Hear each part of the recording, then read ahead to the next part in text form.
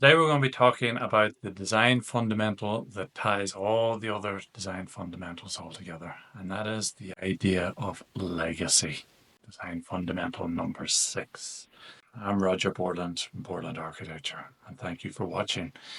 So, why is legacy such an issue, and why have we gotten away from building in this way that we haven't really been considering this enough? Well, it's largely to do with our societal trend towards quick, cheap, low quality products. So it's happening clearly with the clothes that we wear, the products that we buy, and it's definitely in the homes that we build, design and build. And so we need to try and reframe that in a different way. So obviously the cost of living has as a consequence on this as well. So we need to start thinking about what's really valuable, right? So obviously a home is a huge expense to outlay. But we need to actually reframe our thinking so that we spend the money in the right ways, and we consider this as a much larger and longer investment than what we have been doing in our short-term mindset. There's also a problem in that our government typically is a short-term strategy type government. They're only in power for 4 years. They've got a legacy within only 4 years to deliver. So they're not thinking on a long term either.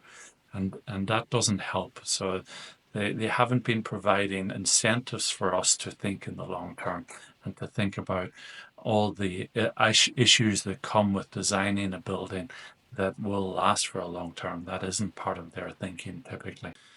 And that leads to poor code standards. So the code standards typically up to this point in Australia have been really quite bad in regard to when you look at it in a global perspective, especially in Western societies. European and American standards typically are much more stringent than what we have here. And one of the things with that is that we have this perception that our climate is different and that we don't have the same problems that they do. But it's really not true. We've learned to live with poor buildings for such a long time, and we haven't really understood why we should build better up to this point. But we're now a much more well-traveled society. We understand what's happening in other parts of the world and the effects that poor building quality has, and how we can do better here as well. And so I come with a perspective to share with you to try and raise that standard in Australia and to say that you deserve better and you should be having better than you've been currently getting. And I want to try and change your mindset a little bit, to think along these lines, to think more around legacy and to think about creating something of worth for a long time. So there's one last thing on this, and that is to do with the level of training and quality of our trades in Australia as well. They typically haven't had the same education level that has happened in many other parts of the world. In Germany, for instance, master tradespeople spend years and years actually working under people and get to a certain level before they're able to do tasks. They do a lot of paper exams as well as on-site activities. Whereas here, anybody can, very quickly get onto site and start doing a trade. Now, I'm not trying to bag trades here at all. There are a lot of amazing trades in Australia as well. But I'm just saying that the overarching training that goes into our trades in Australia is not as good as it needs to be, and they need to be better educated on how to create better buildings for society and change this focus again to creating quality for the long term.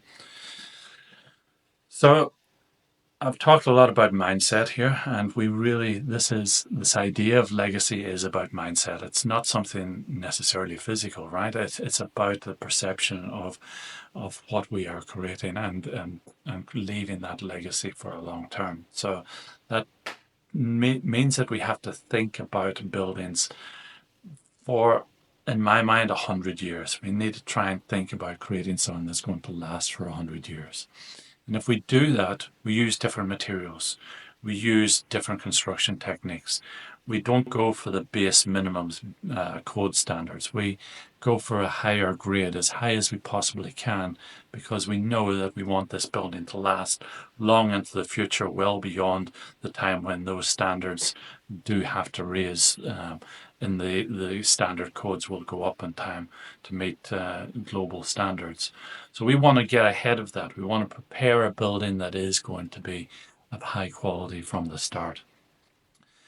And this is your biggest financial commitment in life, right? So let's put real consideration into this. Let's spend the money in the right way. Is it more important to have that marble benchtop from Italy, or is it more important to have inbuilt health and well-being systems? Is it more important to have energy efficiency built into the building so that it means that you're going to be comfortable in your home and you don't get thermal fluctuations and comfort issues over time? These are really fundamental things that make true quality in my mind. And so we need to really consider these equally with the finishes that go into the building. And it takes a generational thinking to put this into place. We've got to start thinking about our children and our grandchildren and thinking about creating something of such quality that they will be happy to take this product from us in the future and want to really enjoy it as well without having to do lots of work to upgrade it to the contemporary standards at that time as well. So again, thinking about creating something that is going to last for that length of time and putting full attention into that as an idea. And then obviously designing and building with that intention. So every detail of the building and every trade on site has this in mind as well. It's not just your dream, it's everybody's shared dream in the whole team to create this legacy building. So we've been talking about all the different design fundamentals we have, and like I mentioned, this design fundamental specifically ties them all together. So the first one was functionality. So bringing the idea of how a building will change over time and the function of that building to suit the next generation, what will happen when those children grow up, what will happen when grandparents move in, thinking about the different stages of life of the building, how we can design that from the outset to be as adaptable as possible to give that building longevity. Aesthetic. So that's the second design fundamental, thinking about a timeless aesthetic, something that's going to last a long period of time from an aesthetic point of view, trying to avoid trends and fads so that we create something timeless, something that's going to really become a backdrop so that you can add layers of your experience and aesthetic into, and that can easily be adapted and changed over time. The third one is health and well-being. So again, building in systems and the appropriate building performance so that it will take care of the inhabitants over a long period of time. Thinking about mold, thinking about CO2, thinking about comfort levels, all of these things, as well as our connection to nature and making sure that we design the building that looks after that side of us as human beings. Make that an important part of the design ethos that we put together. Appropriate performance. Lower the amount of energy the building needs in the first instance. Really think about how the building structure is put together so that it doesn't have drafts in it. It doesn't leak energy. It holds it together and becomes a comfortable place and doesn't rely on external sources to supply that energy for you, which leads to the last one of self-sufficiency. So thinking about what's happening in the world of energy, the volatility within that market, how do we actually guard against that in the future and become self-sufficient in how we do the design, not only on energy, but in also other aspects such as water management, such as creating edible gardens, and all these type of ideas. Bring them all to the fore at the front in the design process. Think about it in the long term. How is it going to create a building that's going to last 100 years so that you can pass it on to the generations in the future. I hope you found that inspirational and something that you want to move towards. I would love to help you with these ideas if you've got them and you've got intention to build upon this and to create a structure that is going to last for 100 years, and you have any questions and want some help with that, please reach out and let me know. I'm happy to answer any questions you have. If you find this content useful, please subscribe, like, and share with other people who will also like this. It just helps us share this word around and make sure that more people build with intention as well.